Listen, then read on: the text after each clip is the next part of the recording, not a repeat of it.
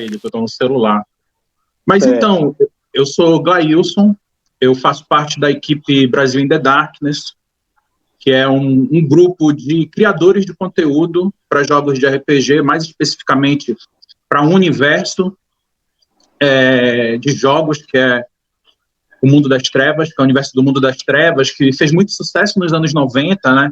Com jogos como Vampiro à Máscara, Lobisomem Apocalipse, Mago Ascensão, Changeling, The Dream, Wraith the Oblivion, e que está ressurgindo agora, né, aí nessa década de 2020, com as quintas edições, com o lançamento das quintas edições desses jogos.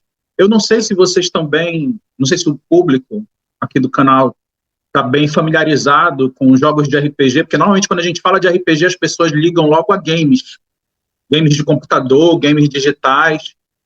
Não é disso que a gente está falando aqui, né? Aqui a gente está falando do RPG raiz, das antigas, que são jogos narrativos baseados em livros, né? Uma mídia analógica de livros, aonde nesses livros eles apresentam universos, possibilidades narrativas que são desenvolvidas de forma colaborativa por jogadores, né? Então a gente usa planilhas de papel, caneta, lápis para criar esses personagens, para registrar as características deles numa planilha e joga meio que contando histórias de forma colaborativa. Normalmente tem a figura de um narrador, que é aquele que conduz a história, e os jogadores que interpretam seus personagens, e a gente vai resolvendo os conflitos que aparecem durante o jogo com dados, né, que é uma característica bem bem emblemática dos jogos de RPG de mesa, que a gente chama, que são esses jogos analógicos, que são dados de 10, 20 lados, são uns dados bem diferentes, em muitos dos casos. Então, existem vários tipos de jogos de RPG, os mais tradicionais, né, os mais clássicos, são focados em fantasia medieval, capa-espada, como Dungeons & Dragons, né, o D&D, o famoso D&D. Aqui no Brasil a gente tem uma indústria de jogos muito rica também, né, com jogos como Tormenta, mas também tem outros estilos de jogos, principalmente jogos de horror, jogos cyberpunks, futuristas e tal.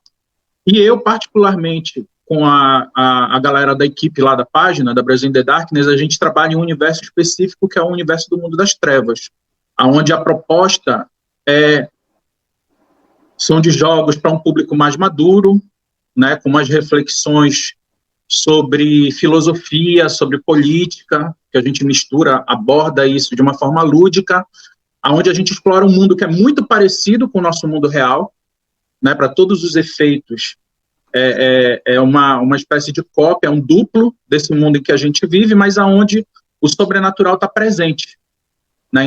Então existem vampiros, lobisomens, magos, fadas, bruxas, que se mantêm ocultos da maioria da humanidade, mas que estão por aí pelas sombras do mundo, parasitando, interferindo, de alguma forma tentando conduzir a história humana. E aí essas criaturas nesse universo do Mundo das Trevas, elas acabam sendo usadas, como na literatura gótica, que deu origem a esses jogos, como grandes metáforas sobre questões filosóficas, éticas, políticas que a gente tem na realidade, né? Então, nesse universo, por exemplo, os vampiros são uma grande metáfora sobre a exploração, né? Sobre aquelas pessoas que drenam a vida. É bem parecido com o que o Marx vai explorar lá no Capital, quando ele usa essa metáfora do vampiro para se referir aos capitalistas, né? Então, que sugam a vida da classe trabalhadora e tal. Então, Vampiro à Máscara, por exemplo, tem muito essa proposta. A discussão central no jogo é uma discussão sobre moral, sobre ética, sobre o que nos torna humanos, como manter a nossa humanidade, e até onde a sedução do poder ela corrompe e alimenta a besta interior que cada um de nós carrega, né? Esses instintos mais egoístas, mais individualistas, dispostos a explorar os outros, a usar os outros como meio para atingir objetivos né, que nem sempre são muito lícitos. Então, a gente, essa página, o grande diferencial do trabalho que a gente tenta desenvolver na Brazil in the Darkness é porque a gente tenta adaptar o jogo. Ele foi criado nos Estados Unidos e hoje ele é gerido por uma empresa na Europa. E em Estocolmo, a sede hoje da empresa. E aí o jogo, ele tem embora a gente seja fã, né, eu cresci jogando, comecei a jogar o Mundo das Trevas lá com meus 13 anos, 14 de idade, mas o jogo, hoje a gente tem uma visão assim, né, eu particularmente tenho uma proximidade, uma atuação no movimento negro, uma proximidade muito grande com o movimento indígena. A gente foi percebendo ao longo do tempo o quanto o jogo ele ainda é muito eurocentrado, como toda a cultura pop, a dita cultura pop, a cultura nerd, muito eurocentrada, muito num olhar muito focalizado. E embora a gente goste muito dessa proposta crítica, essa proposta metafórica que esse universo de jogos traz, a gente lança uma crítica a esse olhar eurocentrado, colonial, e a gente tenta adaptar a cultura brasileira, o contexto brasileiro, a nossa história, o nosso olhar, as nossas culturas, né, desse Brasil que é muito múltiplo, para o universo de jogo, numa perspectiva anticolonial, numa perspectiva crítica em relação a esse eurocentrismo, né? Então, é mais ou menos essa a proposta da página. Quando, na Brazil in the Darkness, eu uso um pseudônimo, né, que a gente acaba tendo uma vida dupla aí, né, como ativista político, como sindicalista e como produtor de conteúdo, escritor. Então, quando eu trabalho com essa pegada mais lúdica, mais de escritor e tal, eu costumo assinar os textos na Brazil in the Darkness como Poraquê Martins. É um pseudônimo aí Legal. Que a gente criou, né? Mas é isso. Inicialmente é isso. Bom, eu uma vez, faz tempo, tá? Eu ainda tinha cabelo ainda, mais de 20 anos atrás. Tive uma experiência, assim, muito legal com RPG. E, assim, estou bem desatualizado, tá? E a gente vê muitas produções do universo medieval em séries, em filmes, como Senhor dos Anéis, Game of Thrones, né? Vikings e outras produções. E, assim, o lance do RPG que me motivava muito é a criação do personagem, suas características, não é isso? Até visuais, a vestimenta. A galera fazia fantasia legal, que a gente vê muito, né, em alguns eventos aí. E eu queria saber sobre o grupo de vocês, de pegar essas características dos personagens e trazer para a nossa realidade de uma maneira muito peculiar. Tem aqui um ponto, o imaginário dos povos originários no processo de criação do Brasil, no que isso interferiu dentro do jogo de vocês e na mensagem que vocês passam para a gente. Seu microfone. Eu, particularmente, eu estou em um processo de redescoberta, assim, digamos, né? Recentemente, a gente tem contato, muito em função desse trabalho também, a gente conseguiu, e pela atuação também no movimento popular, no movimento de luta aí dos oprimidos, dos setores oprimidos da sociedade, a gente construiu uma relação de muita proximidade com uma associação indígena aqui em Ananindeua, que é a Uicacara, que seria até interessante, de repente, marcar um bate-papo aí com a galera da associação aqui com vocês. E essa associação, ela reúne indígenas de diversas etnias que, por alguma razão, foram obrigados a viver no contexto urbano, mas que têm a necessidade de manter a sua identidade enquanto indígena e tal, e promovem uma série de ações nesse sentido de tocar a luta dos povos indígenas no contexto urbano. Então, a gente conseguiu construir uma relação de muita proximidade, e nesse processo, para mim, está sendo uma jornada muito interessante, né, esse diálogo, que a gente buscou o movimento indígena para tentar fazer uma representação de forma respeitosa, porque existe uma preocupação sobre a apropriação da cultura indígena na mídia, nessa mídia pop, na mídia de massa. E aí nós sempre tivemos a preocupação de não apropriar de uma forma de ser mais uma pilhagem dessa cultura que já foi dessas culturas, né, muito diversa, as culturas indígenas, que já foram tão vilipendiadas. Então, a gente entende que a única forma respeitosa de lidar com isso, já que a gente dificilmente vai conseguir abarcar toda a diversidade, toda a complexidade que são as culturas indígenas, seria ter uma atuação realmente próxima, realmente incorporar as reivindicações, as lutas indígenas no nosso conteúdo, no nosso material. Então, a gente entende que, para que não haja uma nova pilhagem, é importante que a gente tenha um processo de troca, que a gente desenvolva uma troca.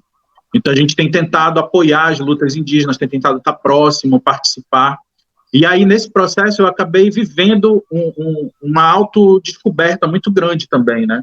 Eu descobri, por exemplo, fui ver que os meus bisavós paternos eram indígenas Munduruku, lá do Planalto Santareno, né?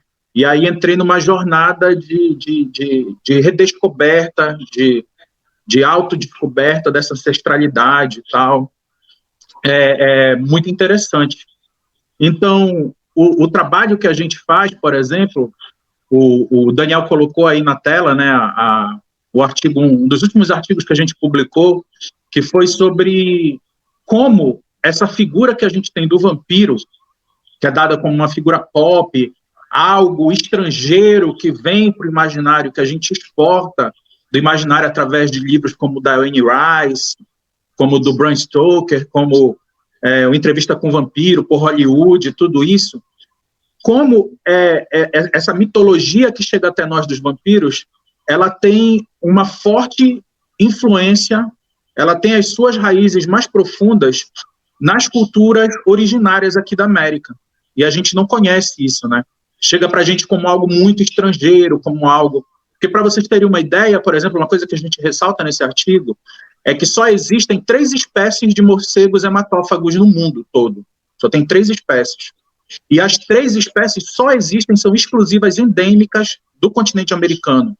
Elas têm uma distribuição desde o sul da América do Norte até o norte da América, ali do Cone Sul, ali, né, a região norte da Argentina, do Chile. Então, o que acontece? Esse vínculo que a gente criou no imaginário popular entre a figura do vampiro e os morcegos hematófagos, ela só é possível, ela só existe por causa dos relatos dos colonizadores europeus sobre os morcegos hematófagos aqui da América. Então, foi muito influenciado, existe uma influência muito grande na literatura gótica, que deu origem a esses monstros clássicos do terror.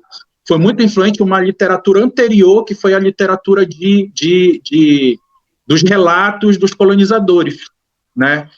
Do Hans Staden, do Américo Vespucci mesmo, e de outros, do Carvajal, de outros que relatavam, por exemplo, os rituais antropofágicos dos povos tupis, os sacrifícios de sangue dos maias, entre astecas, por exemplo, né, os povos maias, a importância do simbolismo do sangue na religião maia, da figura do Camazote maia, que era o deus morcego do submundo e tal.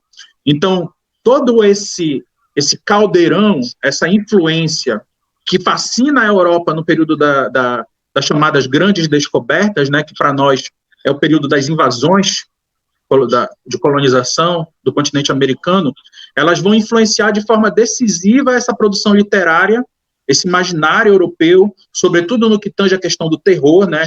E aí tem uma reflexão muito interessante para a gente fazer, por exemplo, sobre o Stephen King, por exemplo, que nas suas obras vai explorar os cemitérios indígenas, o estranhamento entre o colonizador e o colonizado para gerar essa questão do terror, o H.P. Lovecraft, né, que é notadamente racista, que vai abordar esse estranhamento também como pedra fundamental na sua obra. Então a gente tenta resgatar um pouco de tudo isso, refletir sobre isso e trazer, não, olha, os vampiros não são simplesmente essa exportação da cultura estrangeira, mas são também um processo de apropriação das nossas culturas originárias feita pelo estrangeiro, muitas vezes de uma forma para detratar, né, para vilipendiar, diminuir as nossas culturas nativas, e a gente tenta subverter isso colocando, por exemplo, na nossa proposta para os vampiros, o jogo ele apresenta o vampiro com uma origem na mitologia cristã. Por exemplo, no jogo Vampiro à Máscara, o primeiro vampiro foi Caim, quando mata Abel e tal, faz todo um simbolismo cristão. E a gente subverte isso dizendo que não, por exemplo, dizendo que, para nós, os vampiros, na verdade, a origem deles está aqui na América, e esse que ficou conhecido como Caim, da origem que é reconhecida na Europa, foi um vampiro daqui, que foi expulso e atravessou o oceano e começou esse lance da vampiro lá na Europa, mas já existia vampiros aqui. Então, por exemplo, esse tipo de subversão que a gente trabalha no nosso conteúdo, trazendo essas reflexões, incorporando esses estudos históricos, antropológicos, filosóficos que a gente faz para produzir esse tipo de material. Isso aí é a Matinta. A nossa Matinta, a nossa versão para a Matinta que está aí na tela, que me orgulha muito. Muito legal, muito legal.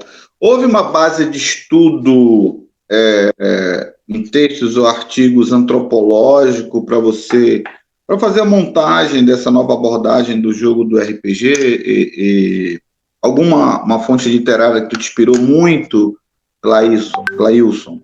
Cara, na verdade, isso é curioso, assim, porque, por exemplo, nós temos uma equipe grande, a nossa equipe da Brasil in the Darkness, ela tem por volta são 18 pessoas. A gente tem gente, o núcleo, o fundador do nosso grupo é daqui de Belém mesmo, a maior parte da nossa galera é daqui de Belém, mas a gente tem advogados, a gente tem ativista dos direitos humanos, tem ativista do movimento negro, nós temos um indígena no nosso grupo, que é o Aredes Chucuru, que eu quero mandar um grande abraço para ele, que contribui muito com a gente. Nós temos gente do Nordeste, de São Paulo, de diversos lugares do Brasil, mas nós não temos nenhum antropólogo. É interessante, né? Eu, particularmente, eu tenho uma certa crise assim, em relação à antropologia. Eu cursei 3 semestres de Ciências Sociais na UFPA, nessa perspectiva de me formar antropólogo, mas eu tenho um certo cretinismo assim, anti-acadêmico, porque eu acho que a essência colonial de contrapor o outro ao eu, ele está muito no cerne. Eu acho assim, essa é uma visão minha, viu, particular, mas eu acho assim, essa visão colonial que contrapõe o outro ao eu, que vê o outro como algo curioso, algo exótico, algo diferente, e às vezes até não humano, ela está muito enraizada na antropologia enquanto campo do conhecimento, né? É tipo assim, quando eu estudo o outro, eu estudo antropologia, quando eu estudo eu, aí não, aí a sociologia, aí a ciência política.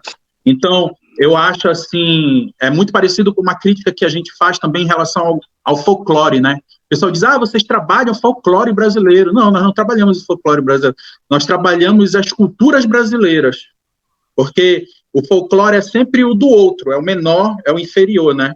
E o nosso é cultura, o do outro é folclore. Então, eu tenho muita crise em relação a isso, mas é interessante porque, então, esse trabalho é um trabalho assim, que a gente faz por lazer, é um trabalho por diversão, nós não temos um compromisso acadêmico, embora a gente busque se fundamentar bem nas nossas criações, mas nós não estamos produzindo literatura acadêmica, nós estamos produzindo lazer, né? Nós estamos produzindo diversão.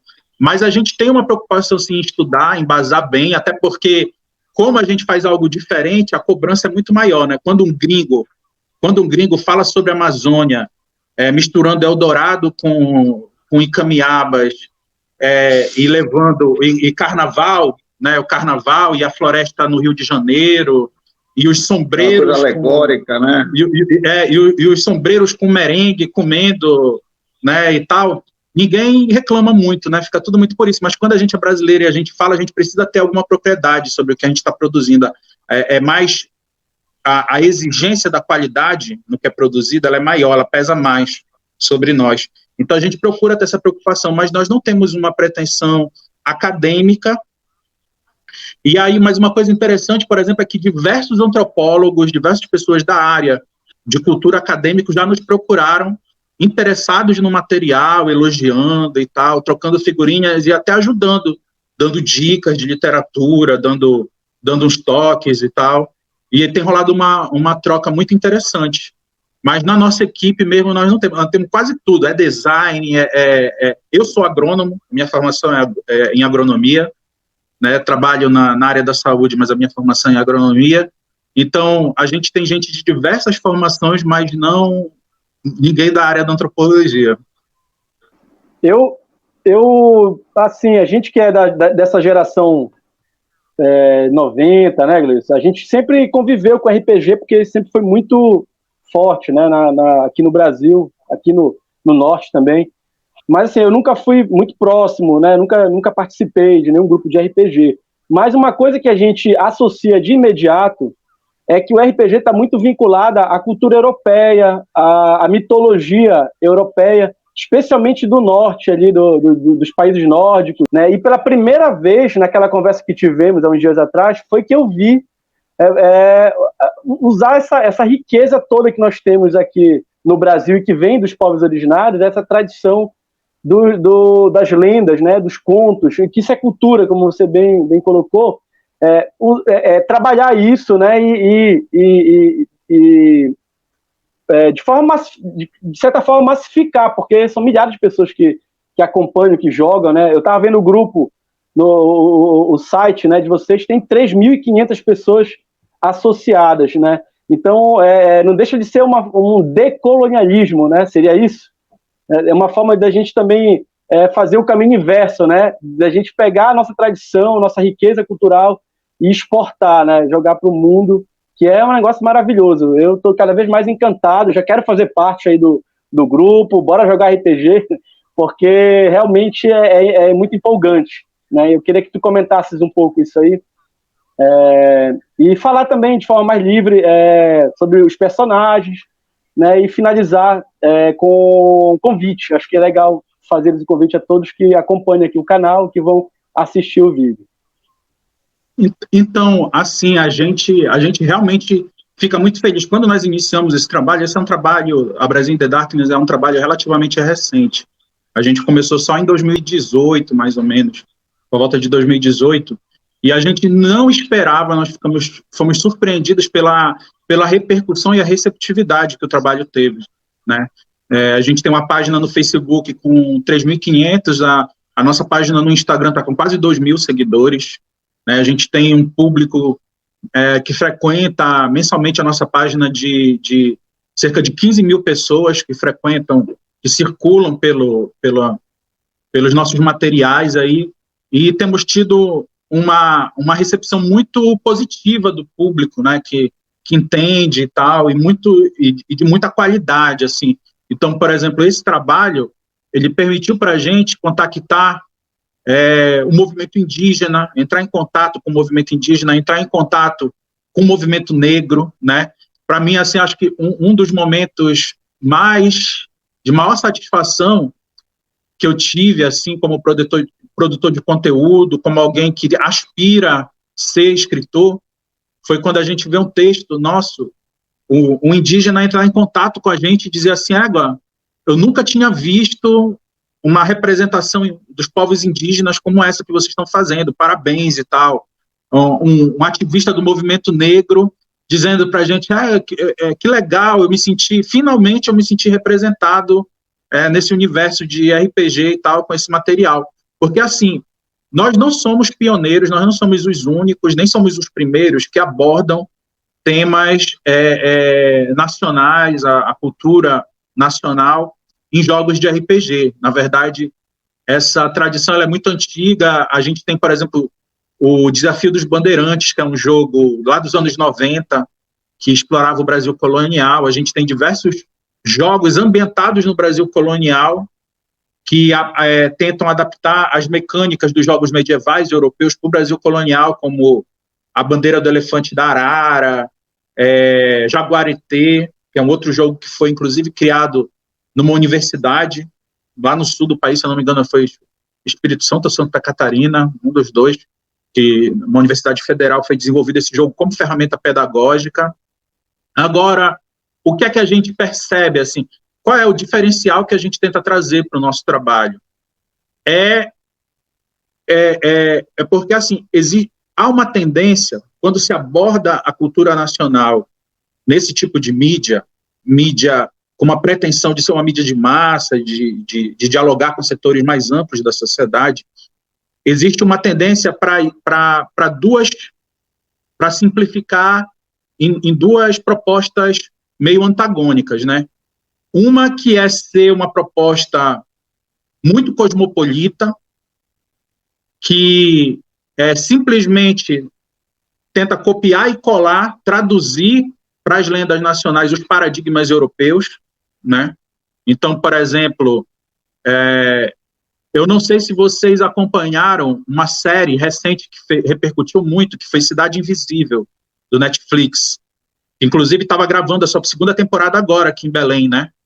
E foi uma série que repercutiu, assim, teve uma visibilidade, ficou no top 10 de mais de 60 países na Netflix, assim, levou a cultura brasileira muito para longe. Mas o que é que essa série fazia? Por exemplo, essa série, ela vai pegar a Iara, misturar com Iemanjá e colocar tudo como uma sereia, uma versão nacional das sereias europeias, entendeu?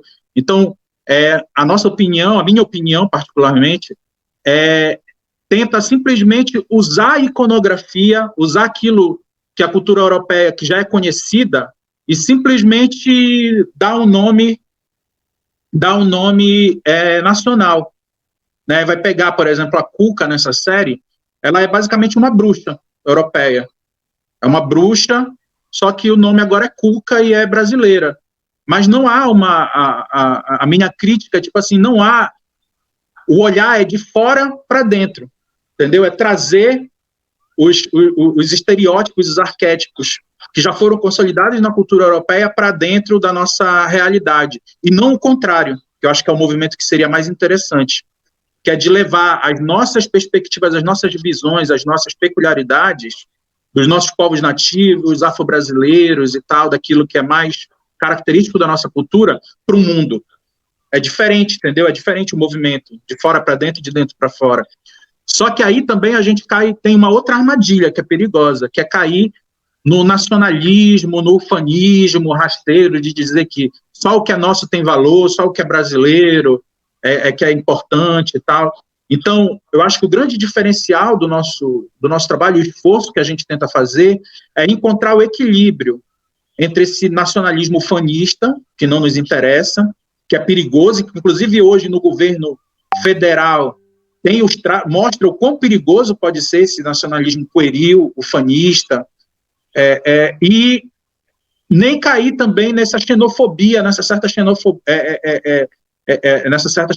que esse nacionalismo ufanista traz, mas também não cair nessa visão cosmopolita que, no fundo, valoriza elementos muito pontuais da cultura nacional, mas que toma a cultura europeia como a universal, né? O branco europeu, a cultura clássica europeia, como parâmetro de universalidade, simplesmente tenta traduzir os signos nacionais dentro dessa. Então, a gente tenta não fazer nenhuma dessas duas coisas. E aí, para isso, a gente, por exemplo, a gente não nega o vampiro, a gente não nega o dragão, não nega a cultura europeia. O que a gente diz espera lá, tudo isso existe nesse universo, porque o internacional, o mundo é internacional, o mundo é diverso, é variado. Agora, dentro dessa abrangência que é o cenário mundial, nós queremos o nosso espaço. Não para anular o outro, mas para mostrar que é possível ver as coisas por uma outra perspectiva, por um outro ponto de vista, sem ser simplesmente uma tradução da realidade do outro por nossos termos aqui, locais. Então, eu acho que é esse o esforço que a gente tenta fazer, né? É ser internacionalista, reconhecer a importância do internacionalismo, mas em uma perspectiva anticolonial. Eu, particularmente, assim, o nosso grupo é muito diverso, então tem pessoas de várias tendências, várias formas de pensar, né? Tem a galera que reivindica a decolonialidade dentro do nosso grupo, e a gente respeita e tal, mas eu, particularmente, eu tenho uma certa crítica à decolonialidade também, porque eu acho que, historicamente, a decolonialidade, ela surge como uma oposição ao materialismo dialético, ao marxismo, né? Numa visão de que tem muito uma discussão de que, porque Marx é branco-europeu, o marxismo é branco-europeu, os filósofos, então tem que negar tudo que é europeu. Então nega toda a filosofia clássica, nega todo o materialismo dialético e vão atrás de outra coisa que não tenha nada a ver. Nega a possibilidade de algo universal. Eu acho também que não é por aí. Mas eu acho que... Mas eu vou mais pelo viés do anticolonialismo, que é ver o seguinte, o que existe de realmente legítimo nessa universalidade. Não é que a possibilidade do universal não exista, mas será que essa visão de universal que nos é imposta pelo Estado, pela escola, pela visão dominante, faz sentido? É realmente universal? Né? Até que ponto o cristianismo, o platonismo são realmente formas universais de entender, de compreender o mundo, né? E refletir sobre isso. Não é negar o universal, mas buscar um universal que seja legítimo, que fuja do viés colonial e colonizante. Então, desculpa, não sei se eu estou viajando demais, já está muito complexo. Não, pelo contrário, a gente adora as viagens, a gente ama, a gente fica ouvindo e pensando. Deixa eu te falar, esse debate deve ser muito corriqueiro, esses debates dentro do grupo de vocês, né? Da página e tal, do site, perdão. E aí, tu pode falar alguma coisa sobre alguns eventos de RPG para a galera que quer começar a jogar RPG, para ter um primeiro contato, que rola em Belém? Pode falar sobre isso para a gente? Cara, assim, nós somos um grupo nacional, né? Então, existem gente de vários lugares do país. Por exemplo, a gente tem um pessoal, representantes nossos lá em São Paulo, que são umas meninas de um grupo que existe lá em São Paulo, que algumas delas fazem parte do nosso grupo também, e elas participam do Perifacon, que é um evento que rola em São Paulo, promovendo salas de jogos de RPG, lá na periferia de São Paulo. É um evento que ele surgiu meio como um contraponto à CCXP, né, que por sua vez já é uma importação da ideia da Comic Con lá de São Diego. Então eles tentaram trazer essa Comic Con São Diego para o contexto brasileiro, criando a CCXP, só que a CCXP em São Paulo ela virou um espaço muito elitizado, né, para te ter uma ideia, é um evento, se eu não me engano, são 4 dias, e o passaporte para participar dos 4 dias é tipo uns R$2.000, assim. Então ficou uma coisa muito segregadora, e aí surgiu um movimento em São Paulo de se contrapor a isso, criando uma programação alternativa na periferia da cidade, mais acessível para as pessoas, que é o Perifacon. E dentro dessa programação, a gente tem pessoas do nosso coletivo que constroem lá em São Paulo um trabalho promovendo o RPG dentro da Perifacon. Em Salvador, a gente tem um representante do nosso grupo também, que ele tenta, que é professor da rede pública na periferia de Salvador, e que tenta promover eventos de RPG lá na periferia de Salvador. E aqui em Belém, então a gente meio que tenta fazer esse trabalho. Aqui em Belém a gente tem uma parceria, aqui na região metropolitana de Belém, com o Centro Cultural Rosa de Luxemburgo, aqui na Cidade Nova, aqui no Ananindeua, que a gente vinha promovendo eventos quinzenais, a gente vinha promovendo eventos de RPG antes da pandemia, né? A pandemia, infelizmente, comprometeu muito a nossa programação, mas é uma coisa que a gente pretende retomar, que a gente tem muito essa proposta. Então, por exemplo, a gente já organizou doações de livros de RPG para bibliotecas comunitárias, para centros culturais e tal. A gente organizou também já eventos virtuais para as pessoas jogarem RPG de mesa. Em meio à pandemia, rolou os joguinhos em meio à pandemia? Em meio à pandemia, para a gente poder jogar em meio à pandemia, mas a gente joga online, né? Joga por videoconferência. E agora a gente está discutindo com outros grupos de RPG daqui da região metropolitana, junto com a CEGEL, que é a Secretaria de Esporte, Juventude e Lazer de Belém, a organização de eventos lá na Aldeia Cabana. Então tem uma perspectiva de construir eventos de RPG para divulgar o RPG, para as pessoas poderem conhecer e jogar lá na Aldeia Cabana, e há uma organização, já uma discussão prévia para a gente promover o primeiro evento desses de retomada dos encontros presenciais aqui na região metropolitana ainda em maio, ainda no mês que vem, lá na Aldeia Cabana. Mas é isso.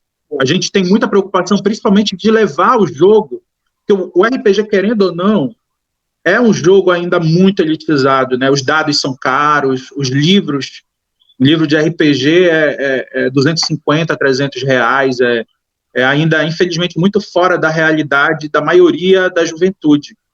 Mas, como a gente entende que o RPG ele é também uma forma de tornar acessível para a juventude de uma forma lúdica a leitura, a filosofia, a história, uma série de questões, a imaginação.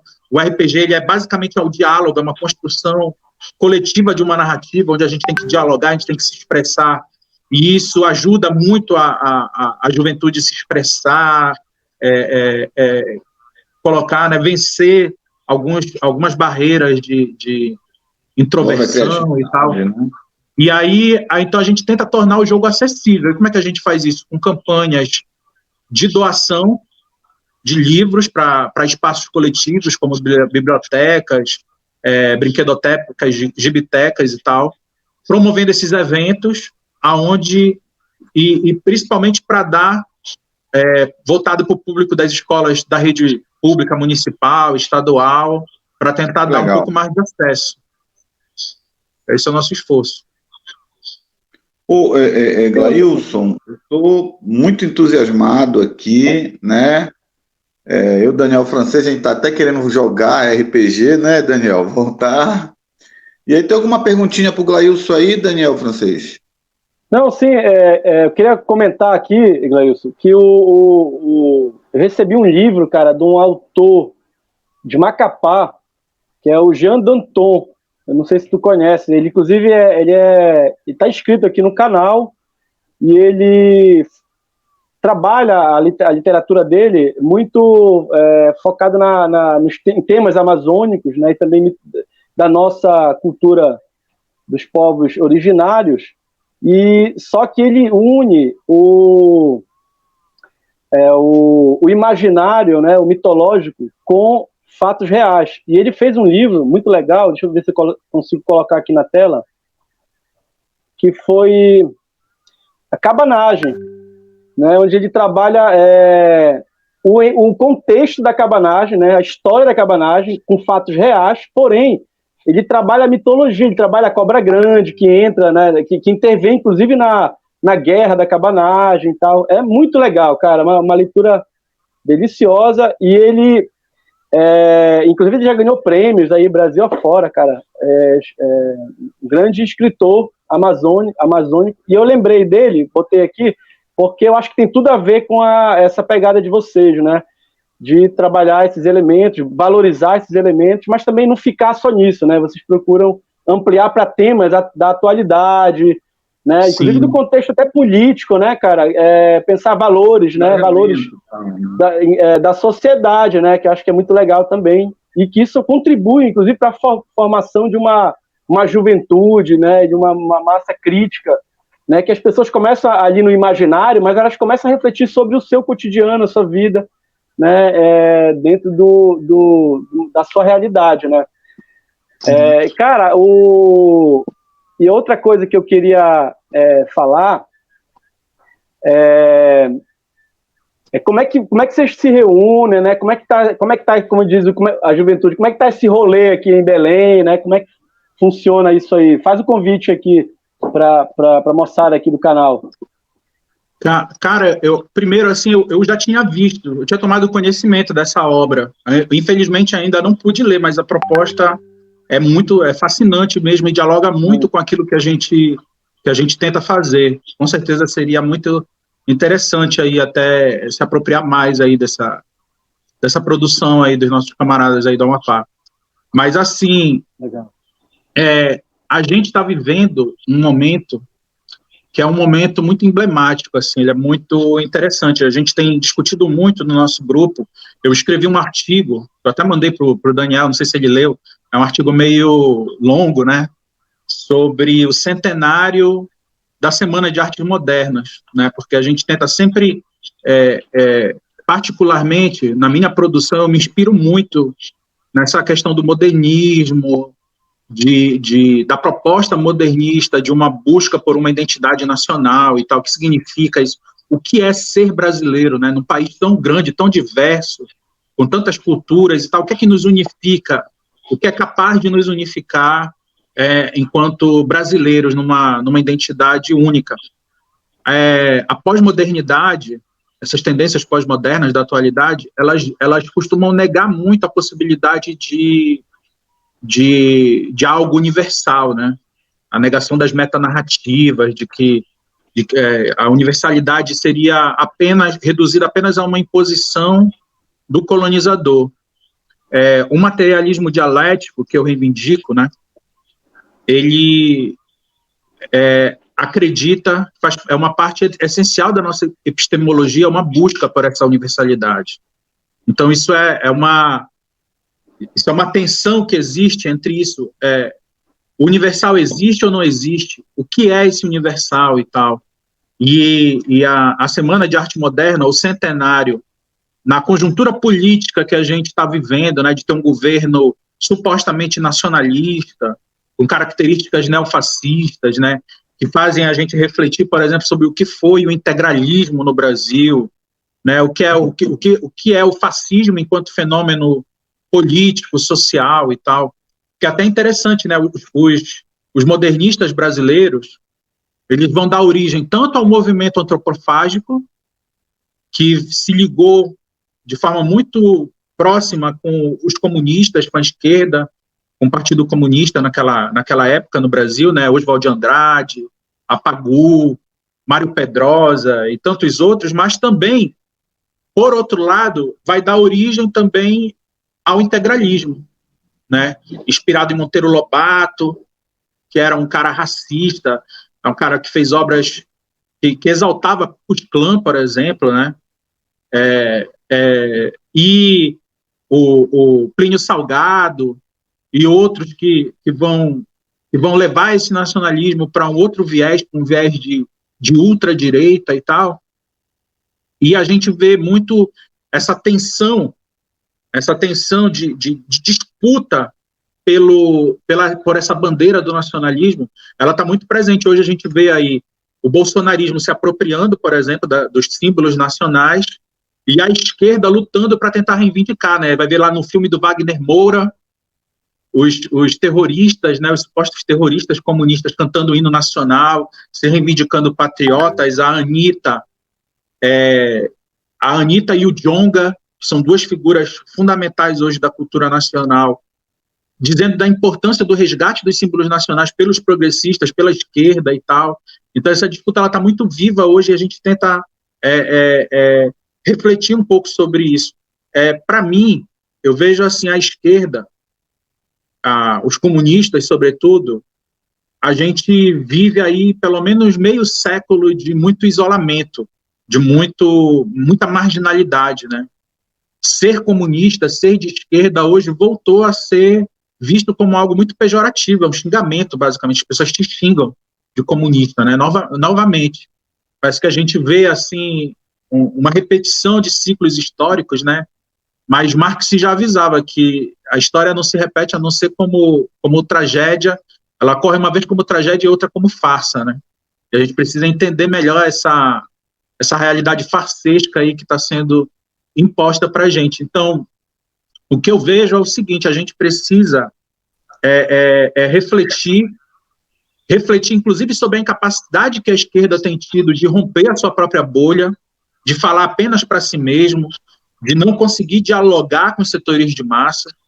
E eu vejo nesse trabalho, para mim, a gente não acredita em produção, nenhuma produção é neutra, e não é por ser produção cultural que a gente vai conseguir a gente não tem nenhuma pretensão de neutralidade, mas para nós esse trabalho também é uma forma de dialogar sobre essas questões, de dialogar com a juventude, de trazer temas relevantes, não de uma forma panfletária, né, porque eu acho também que ser panfletário demais é subestimar também a capacidade do leitor de criar suas próprias interpretações, mas de uma forma muito consciente das necessidades históricas que estão colocadas para a gente e do retrospecto de que essa discussão não é uma discussão que começa agora, ela é uma discussão que vem se estendendo e que não se limita a um local, né? Porque, por exemplo, quando se fala de modernismo, fala muito de São Paulo, mas pouco se fala dos vândalos do Apocalipse, que foi um movimento que teve aqui em Belém, contemporâneo do modernismo paulista, da Escola do Peixe Frito, né, do movimento Nova Belém, que nós tivemos, que a gente não estuda na escola, né? Foi uma descoberta que a gente veio fazendo pelo interesse que tem de literatura. Eu tenho o sonho de um dia ser um escritor reconhecido, e aí essa necessidade da literatura faz a gente ir buscando e conhecendo, e aí a gente vai ver, por exemplo, o Manifesto Flamiaçu, que precedeu o Manifesto Antropofágico, que antecipou tendências antropofágicas e que foi construído pela intelectualidade aqui em Belém, que se reunia lá no Ver o Peso para comer peixe frito no início do século XX, né? Então, o modernismo ele não foi restrito a São Paulo e os paulistas estavam conscientes disso. Essa narrativa do modernismo paulista é uma narrativa que foi imposta por um suposto cânone literário, que a gente precisa resgatar isso, é importante, mas precisa entender também que isso não é uma questão meramente regional, não é uma questão meramente amazônica, porque o modernismo no Brasil ele faz parte de um processo que vai remeter, por exemplo, ao cubismo na Europa, que vai remeter, por exemplo, ao surrealismo, né, na Espanha, na França. Então, por exemplo, aí para mim, né, que venho de uma formação histórica, a minha escola de formação histórica política foi o trotskismo, lá atrás. Então, a gente vai estudar, por exemplo, o Manifesto por uma Arte Revolucionária, que Trotsky e Breton escrevem, é no mesmo marco em que o Manifesto Antropofágico vai ser escrito aqui no Brasil. Então, a gente tem o Manifesto Flamiaçu, aqui no Pará, o Manifesto Antropofágico, em São Paulo, e nós temos um Manifesto por uma arte libertária, por uma arte livre e independente lá, com Breton, e tudo isso faz parte de uma mesma conjuntura histórica, de um mesmo caldeirão, né, de necessidades objetivas que estavam sendo colocadas e tal para a produção artística. Então, é esse diálogo que a gente tenta promover, esse diálogo entre o local e o universal, essa busca dialética que não nega a universalidade, mas questiona que universalidade é essa que nós construímos e que nós queremos construir, né? E aí, e esse trabalho que a gente desenvolve, para além de divertir, ele também tem esse compromisso de trazer essas reflexões, de trazer esses elementos, de resgatar esses elementos. Então, eu acho que eu fugi muito do que tu me perguntou, mas assim, só para fechar, aqui em Belém, infelizmente, a gente tem uma cena de RPG muito, muito ativa, né? A gente tem uma galera que está há décadas aí, tipo, tem o Rodrigo Hagabashi, que é uma pessoa assim que eu admiro muito, um grande amigo, que ele agita a cena de RPG aqui há uns 30 anos já. A gente construiu, principalmente a partir desse trabalho dele e do RPG Pará, que é um grupo mais antigo que a gente tem aqui, atividade aqui no estado, foi construída a Liga de Grupos Organizados de RPG do Pará, com gente de várias partes do estado, né? Em Santarém, tem grupo em Santarém, tem grupo em Marabá, Parauapebas.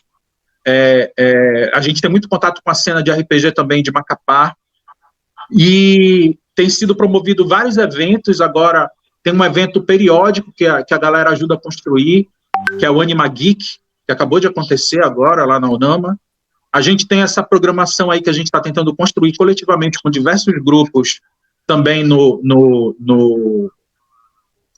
junto com a CEGEL, lá na Aldeia Cabana, e a nossa perspectiva é de construir, sei lá, quem sabe um Perifacom, um evento amazônico aí, que dialogue, que promova o diálogo, não só do RPG, mas de outras mídias, né? Aqui em Belém pouca gente dá visibilidade a isso, mas a gente tem uma cena de quadrinhos muito forte, temos quadrinistas premiados, quadrinistas que trabalham com a Marvel, com a DC, que já fizeram produções independentes, assim, internacionalmente premiadas aqui em Belém, né? Existe muito espaço hoje. Eu estava falando, eu tenho uma amiga também, que é a Priscila Duque, que encabeça o grupo Cobra Venenosa de Carimbó, que faz um trabalho de resgate do carimbó aqui na cidade, que fez um documentário agora que foi premiado, que vai estar participando de uma mostra agora nos Estados Unidos. Então, Belém tem uma cena, o Pará, a Amazônia, os olhos do mundo estão voltados para cá, né? E a gente tem uma cena cultural muito ativa, e um sonho que eu tenho é de tentar promover o diálogo entre todas essas galeras aí, o pessoal que produz audiovisual, o pessoal, agora também está rolando aí, está tendo uma mobilização aí, não sei se vocês acompanham, de filmes, uma série de curtas-metragens estão virando filme agora aqui, muito bem produzido, levando essa cultura das aparelhagens aqui do Pará para as telas aí do YouTube, dos streams, que é o rapaz, como é o nome? Sampleados, né? O pessoal do Sampleados. Então, eu tenho contato através do movimento negro com o pessoal do Slam, pessoal da cultura hip hop aqui em Belém. Então, a gente quer ver se a gente arrasta essa galera também lá para a Aldeia Cabana com a gente. E a ideia é tentar promover o diálogo entre essas diversas expressões artísticas, aí tentar agitar a cena cultural aí da cidade, porque isso, a esquerda, ela é muito sisuda, né, muitas vezes, é muito insondável, é muito alienada, de certa forma, da realidade da classe. Eu acho que esse viés da cultura, da arte, ela abre possibilidades de diálogo e de reflexão, que se a gente souber fazer com a humildade, né, de quem chega para aprender, nós que vemos, eu milito em partidos de esquerda, milito no movimento de esquerda desde os meus 17 anos, mas eu aprendi assim, muitas vezes a gente chega junto dessa juventude, dessa cena cultural, de uma forma muito arrogante, né, de uma forma muito professoral. Então, acho que se a gente tem um pouco mais de humildade, a disposição de ouvir, e não apenas de ditar as regras, mas de ouvir, de entender, de procurar somar com essa galera, eu acho que a gente tem possibilidade de tentar reverter um pouco dessa realidade tão sombria que tem sido imposta aí, né, e que resultou nessa tragédia que a gente está vivendo hoje. Eu acho que a saída para a esperança vencer o medo, a gente precisa acreditar nas nossas próprias forças enquanto classe trabalhadora e tal. E eu acho que essa consciência, ela passa fundamentalmente pela sensibilidade, pelo reconhecimento dessa subjetividade que a arte, que a cultura trazem. Acho que é isso.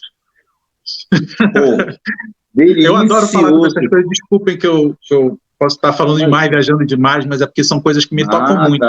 Coisas que me tocam demais. Delicioso papo com Glailson. Eu acho que entretenimento, engajamento, né, e busca da identidade são uma mistura maravilhosa, trabalho maravilhoso. Acho que o debate da Semana de Arte Moderna só acrescentou. Você está no nicho, sim, dos comunistas. Nós estamos aqui para furar a bolha, canal Porolacabana. Temos o maior orgulho de dizer que nós somos, sim, de esquerda progressista, e estamos aqui para debater, para fazer o resgate, para falar dos grupos que estão movimentando a cultura paraense, e o espaço está aqui para ser ouvido. As portas do canal estão sempre abertas, galera do hip hop, do carimbó, do RPG, todas as tribos que pregam a igualdade social, cultural e dessa terra maravilhosa. Daniel Francês, nosso novo jogador de RPG, como está o nosso tempo, camarada? Já tem que esquecer o tempo, Abreu. Esquece o tempo, bora rolar, que o papo tá tão bom que a gente deixa rolar, né? Não dá pra gente interferir na conversa, porque realmente foram muitos elementos importantíssimos que o Glailson traz, não só da cena do RPG, mas temas, né, que são foco do nosso canal. E, Glailson, eu não podia esperar menos de ti, cara. Tu é uma pessoa que eu admiro demais, né? A tua capacidade de análise das coisas, a tua sensibilidade, né? Isso aí tu nunca perdes, e a gente sempre te tem como uma grande referência, né? De companheiro que está na luta, que batalha, mas também que enxerga, né, a vida de maneira maravilhosa, de maneira leve, né, que vê na arte, na cultura, né, um ponto fundamental, né, para que a gente, de fato, passe, né, a vida é uma passagem, e que a gente possa viver da melhor maneira possível, né, com harmonia, né, com humanidade, né, isso aí a gente sempre traz essa referência de você. Muitíssimo obrigado pelo papo, a gente só tem a agradecer. E olha, Glailson, quando se tratar de cultura, vai ser perturbado, meu amigo. Nós vamos te chamar aqui. Vezes. Com todo prazer. Então, acho que agora já é nosso sócio aqui do X da Questão. Tá bom, Glailson? Então, quando tiver eventos de RPG, nos convide, outras tarefas aí também do movimento, a gente está sempre à disposição. E fica aqui nosso agradecimento, nosso abraço aqui do canal, inclusive na sua luta lá no Instituto Evandro Chagas. Tá? Isso. Obrigado, muito obrigado. Bom, grande abraço, companheiro.